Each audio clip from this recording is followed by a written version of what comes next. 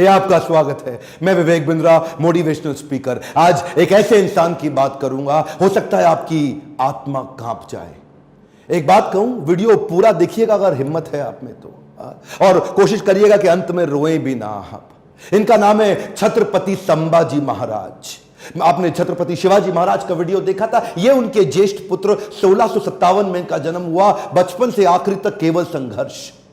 2 साल की उम्र में ही इनकी माता का देहांत हो गया। मां जीजाबाई, जो छत्रपति शिवाजी महाराज की मां थी, यानी कि इनकी दादी, उन्होंने इनको पालन पोषण किया। सोचता हूं कहां से शुरू करूं और कहां लेके जाऊं। अद्भुत बालक जिसके बारे में पूरी दुनिया को पता लगना जरूरी है। 13 साल की उम्र तक 13 भाषाएं सीख चुके थे। 13 साल की उम्र तक संस्कृत के विद्वान पंडित सारी रीजनल भाषाएं, भारत की पुर्तगालियों की भाषा, अंग्रेजों की भाषा, मुगलों की भाषा, साउथ इंडियन लैंग्वेज, सारी डेक्कन भाषा, कई शास्त्र लिख डाले। ध्यान दीजिएगा, शास्त्र पढ़ डाले नहीं बोल रहा। 13 साल की उम्र तक 13 भाषा और कई शास्त्र, बुद्ध भूषण और नखशिखा जैसे वो शास्त्र, और कई शास्त्र जहां पे इन्होंने अपने रायगढ़ के किलों की बात करी, गणपति का बहुत सुंदर गुणगान किया। हॉर्स राइडिंग, आर्मरी, तीरंदाजी और बॉडी बिल्डिंग, इन सब में तो इतने पावरफुल थे। एक्चुअली ना, अगर आप ध्यान से देखो तो ये एक रेयर कॉम्बिनेशन है शस्त्र और शास्त्र दोनों के। जो बच्चा या जो व्यक्ति शास्त्र पढ़ने में बड़ा एक्सपर्ट हो जाता है ना, फिर उससे शस्त्र उठता नहीं, और जो शस्त्र उठा लेता है वो शास्त्र पढ़ने में निपुण नहीं होता। अद्भुत बाल साहित्यकार, जो साहित्य पढ़ता भी था और साहित्य लिखता भी था। हुआ क्या, बुद्धि और बल दोनों बढ़ गया। 60 किलो की तलवार लेके 16 साल की उम्र में पहला युद्ध रामनगर का जीता। छोटा बच्चा होता है ना, उसका मन होता है कि पिता के साथ समय बिताए, पर पिता उस समय मुगलों से लोहा लेने में व्यस्त हो चुके थे। लेकिन एक बार छत्रपति शिवाजी महाराज ने, अभी ये 9 साल के थे संभाजी महाराज, इनको क्या बोले, मेरे साथ चलो, आगरा जा रहा हूं मैं, वहां के मुगल शासक औरंगजेब से मिलने।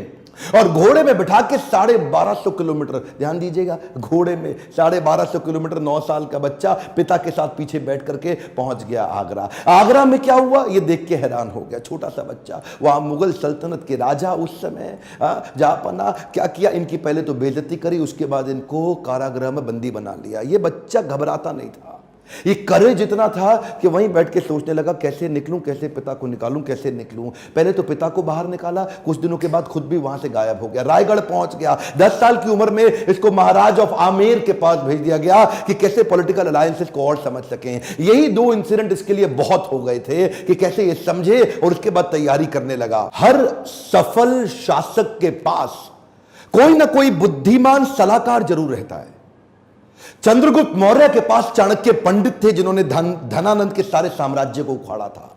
ठीक इसी प्रकार इन्होंने उज्जैन के कवि कलश, उनको अपना सलाहकार, एडवाइजर, फ्रेंड, फिलोसोफर, गाइड बनाया, जो अपनी कविताओं के माध्यम से इनकी विचारधारा को तैयार किया करते थे। इनकी सोचने की क्षमता, इनके बैरियर्स को खत्म करते थे। वो उनके ऐसे महान इंटेलिजेंट एडवाइजर थे जो हमेशा इनके, कवि कलश को हमेशा अपने साथ रखते थे।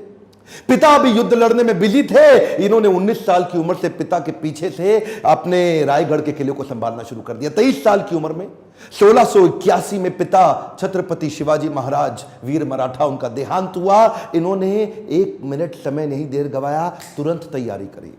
तुरंत क्या तैयारी करी, औरंगाबाद में औरंगजेब का सबसे बड़ा किला, और ये सोचने लगे कि हमारे पास आज धन की तो कमी है, और अगर इसके किले को पहली बार में मैं उखाड़ दूं, इनका धन घटेगा, मेरा बढ़ेगा, डबल बेनिफिट। औरंगाबाद की इस बड़ी लूट और बड़ी हार ने औरंगजेब को एकदम हैरान कर दिया। औरंगजेब ने सोचा भी नहीं था कि 23 साल का ही तो बच्चा है ये ऐसा कैसे कर सकता है। और इसने अपने हुसैन अली खान नाम का अपना सबसे बड़ा जनरल, उसको 20,000 हाथी और सैनिकों के साथ, घोड़ों के साथ, पशुओं के साथ भेजा कि इसको खत्म कर। हुसैन अली खान बोला कि 2 दिन में खत्म कराऊंगा, 2 दिन में खत्म। वहां पे मराठा इतने तेज, और इसका जो करेज था ना, इनकी लीडरशिप बड़ी पावरफुल थी। मराठा इकट्ठे हो गए, और हुसैन अली खान को 1 साल लगा, कुछ नहीं कर पाया, कई बार उसको मारा। इसने इसको वापस बुलाया और 1680, 81, 82 कई दफा अटैक कराया। अच्छा, एक भी लड़ाई नहीं। एक बात बताएं आपको, पूरे इतिहास के अंदर शायद छत्रपति संभाजी महाराज ही अकेला ऐसा योद्धा रहा होगा हमारे देश से जिसने 9 साल के अंदर 120 लड़ाइयां लड़ी लेकिन एक भी नहीं हारा। औरंगजेब सोचा पूरा नॉर्थ तो मैं जीत ही चुका हूं, अब तो केवल डेक्कन बाकी रह गया है। डेक्कन समझते ना, जो उस समय का जो दक्षिण था, अहमदनगर से नीचे लेके जो आज का केरला, कर्नाटका, तमिलनाडु, आंध्रा, हैदराबाद, जितना भी आज पूरा देखते हैं महाराष्ट्र मिला के, वो सोचा कि बस ये डेक्कन जीतना बाकी रह गया है।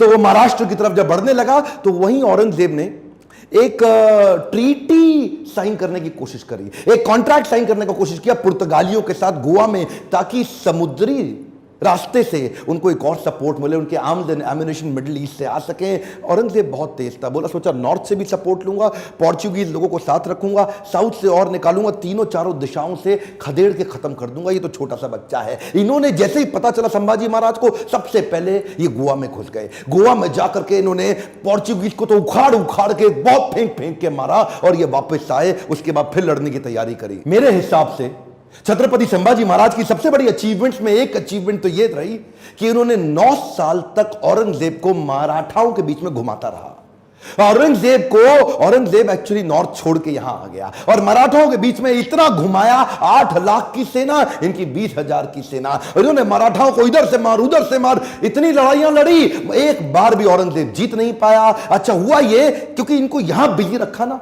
जरा ध्यान दीजिएगा, तो उधर नॉर्थ में डेक्कन में बिजी रख करके उधर नॉर्थ में पंजाब के अंदर, बुंदेलखंड के अंदर, राजस्थान के अंदर स्वदेशी सल्तनतें वापस तैयार होने लगी। उधर 9 साल का गैप मिल गया ना, तो 9 साल के अंदर स्वदेशी ताकतें फिर खड़े होने लगी। हमारे देश के हिंदू राजा वापस आए मुगलों से लड़ने के लिए। ये इसको गोल गोल घुमाते रहे, इतना गोल गोल घुमाया कि पूरे भारत को जीतने का गोल हाथ से छूट गया। गोल गोल घूमा, गोल नहीं पूरा हुआ। औरंगजेब वो कहां रुकने वाला था, उसने नई तरकीबें लगानी शुरू कर दी। नीचे से सिद्दीस को साथ में लिया, मैसूर के राजा को अपने साथ में लाया, पुर्तगालियों को फिर ताकतवर बनाया, चारों तरफ से घेरने की कोशिश करी मराठाओं को। लेकिन ये उम्र से तो छोटे थे, लेकिन उम्र इनके लिए कोई बड़ी बात थी नहीं। ऐसे courageous, confident, powerful in decision making, leadership बड़ी अद्भुत, उम्र से काफी आगे चल रहे थे।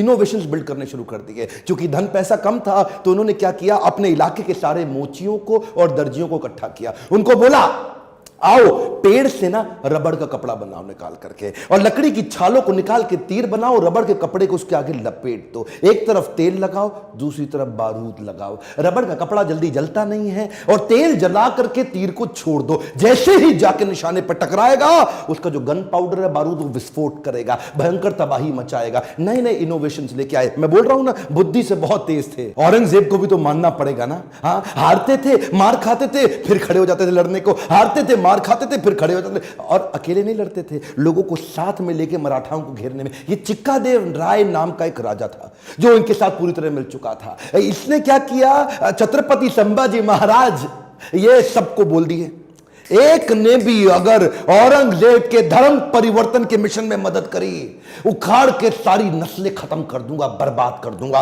मराठा हूं मैं, अपने देश के लिए काम करता हूं। और वो चिक्कादेव राय के बाद पुर्तगालियों को और सिद्धियों सबको खत्म करते चले गए। सबसे एक बात ना औरंगजेब के समझ में आ गई कि ये जो लड़का है ना, इसको मार नहीं सकते, इसको हरा नहीं सकते। संभाजी राजे भोसले 9 साल तक इनको पीटते रहे, मारते रहे। समझ में आ गया औरंगजेब इसको नहीं हरा सकते, सामने से तो नहीं लड़ सकते, कुछ और क्यों ना करे।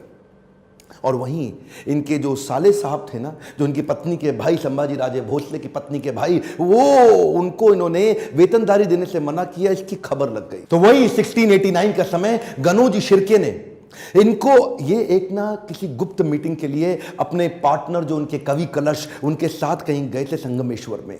और वहीं गनोजी शिर्के ने इनके एक जनरल को, आर्मी के, औरंगजेब के, उसको बता दिया कि ये गुप्त रास्ते से जाओ, इनको आप खत्म कर दोगे। और वो लेकर के मामूली से 2000 लोगों को लेके पहुंच गया इनको पकड़ने के लिए। 8 लाख लोग तो हरा नहीं पाए, इनको पता था नहीं हरा सकते, 2000 से हारना पड़ा। क्यों? क्योंकि धोखा दिया गया। गनोजी शिर्के बेईमान हो गए, अपना परिवार का इंसान बेईमान हो गया। हाँ, हमें तो गनोजी शिर्के ने लूटा, औरंगजेब में कहां दम था, अपनी कश्ती वहां डूबी जिधर पानी कम था। गनोजी शिर्के ने वो गुप्त रास्ता औरंगजेब के जनरल को बता दिया। ये लेकर के सिपाही सेना वहां जाके पहुंच गए, निहत्ते जाकर के उनको पकड़ लिया, कब्जा लिया, साथ में कवि कलश और इधर छत्रपति संभाजी महाराज। दोनों करते क्या ना करते, 8 लाख लोग मिलकर के नहीं इनसे लड़ सके।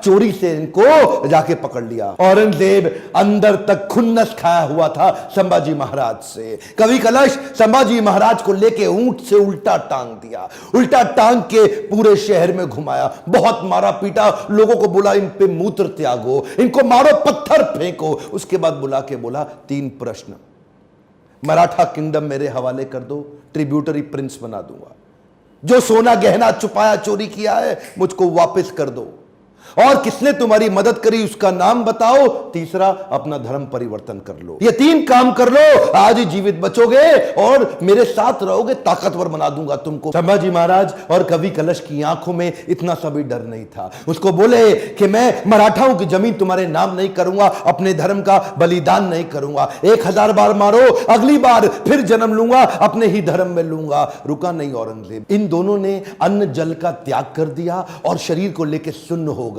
वो उनके नाखून उखाड़ते चले गए, आंखों में मिर्चियां डालते चले गए। उसके बाद जलती सलाखें लेके आंखों में डालते वक्त फिर पूछा, उसको भी डाल दिया। ये बोले नहीं कुछ भी, ये शांत खड़े रहे। पीड़ा बहुत हुई लेकिन ये नहीं बोले हमको छोड़ दो, माफ कर दो। उंगलियां काटनी शुरू करी, पांव की काटी, पांव काटे, हाथ काट दिए, बालों को उखाड़ दिया, वो हाल किया। उसके बाद धीरे धीरे खाल उतारने लगे। हर बार पूछते थे 3 प्रश्न, अपना धन दे दो, जमीन दे दो और धर्म परिवर्तन कर लो। ये सुन खड़े रहे वहां पे। ये दर्दनाक सिलसिला 40 दिन तक चलता रहा। औरंगजेब रोज शाम को आके उनसे पूछता था, बता दो बता दो, और आखिरी में बोला कि मैं तुम्हारे आगे हार मान गया, मेरी 4 संतानें, अगर मेरा एक भी बेटा तेरे जैसा होता ना संभाजी महाराज, पूरे देश को मुगल सल्तनत बना देता, इस देश को, भारतवर्ष को मुगल सल्तनत बना देता। तेरे आगे मैं हार मान गया। काट डालो उसका शरीर, काट डालो उसका शरीर। टुकड़े टुकड़े कर दिए उनके, वाघ नख लेके छोटे छोटे टुकड़े करके उनको बोला नदी के पास फेंक दो। समस्त मुगल राजाओं में औरंगजेब एक अमानवीय, इनह्यूमन राजा था। बहरहाल मौका मिल गया सारे मराठाओं को एक होने का। उन्होंने शरीर के टुकड़े उठाए शंभूजी महाराज के, उनको सिल के उनका अंतिम संस्कार किया। लेकिन अब हर घर महल बन गया, हर औरत सेना में आ गई, हर पत्ता तीर बन गया। देश धर्म पर मिटने वाला शेर शिवा का छावा था, महापराक्रमी परम प्रतापी एक ही शंभू राजा था। सारी मराठा कम्युनिटी एक हो गई और उसके बाद दोबारा युद्ध छेड़ा गया। खत्म हो गया दक्कन का सुल्तान बनने का उसका सपना।